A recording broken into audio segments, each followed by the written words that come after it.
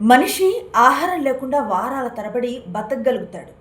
కానీ నీరు లేకపోతే కొన్ని రోజులకే ప్రాణాలు ప్రమాదంలో పడిపోతాయి.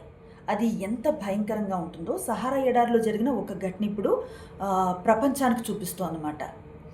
ఒక పండగని జరుపుకొని ఇంటికి తిరిగి వస్తూ ఉన్న కొంతమంది ప్రయాణికులు సహారా ఎడారి మధ్యలోకి రాగానే చిక్కుకుపోయారు. వాళ్ళు వెళ్తున్న ట్రక్ ఒక్కసారి ఆగిపోయింది. చుట్టూ వందల కిలోమీటర్ల వరకు జనసంచారమే లేదు.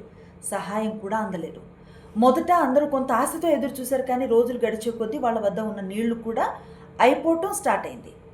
మనకి ఇంట్లో ట్యాప్ తిప్పగానే వచ్చే నీళ్లు అక్కడ ప్రాణాలు కాపాడటానికి కనీసం ఒక గ్లాసుడు కూడా దొరకలేదన్నమాట. చివరికి ఇద్దరు వ్యక్తులు సాహసం చేశారు. సహాయం కోసం దాదాపు 50 కిలోమీటర్లు కాలినడకన ప్రయాణించి అక్కడున్న అధికారులకి ఇక్కడ పరిస్థితి తెలిపారు. కానీ అప్పటికే పరిస్థితి చేదాటిపోయింది. అధికారులు ఆ ప్రాంతానికి చేరుకునేసరికి దాహం, తీవ్ర వేడి కారణంగా 49 మంది ప్రాణాలు కోల్పోయారు. ఈ ఘటన మనందరికీ ఒక పెద్ద గుణపాఠం అన్నమాట.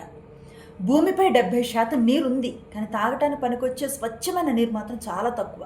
అందుకే నీరు కేవలం ఒక సహజ వనరులా కాదు, ప్రతి జీవి బతుకికి ఆధారంగా మనం చూడాలి. మనం ప్రతిరోజు చాలా నీళ్లు వృధా చేస్తూ ఉంటాం కదా, కానీ ఆ నీళ్లు ఇంకెక్కడో ఎవరికో చాలా విలువైనవి. నీటి విలువను ఎప్పుడు డబ్బుతో కొలవలేం, ఎందుకంటే అది సృష్టికి ప్రాణాధారం అన్నమాట. నీరు సేవ్ చేయడం లేదా నిల్వ చేయడం, జాగ్రత్తగా వాడుకోవడం అన్నది ఒక అలవాటుగా కాదు, భవిష్యత్ తరాలకి మన తరపున ఇచ్చే ఒక బాధ్యతగానే చూడాలి. ఈ ఘటన పట్ల మీ అభిప్రాయాన్ని కామెంట్ సెక్షన్లో చెప్పండి.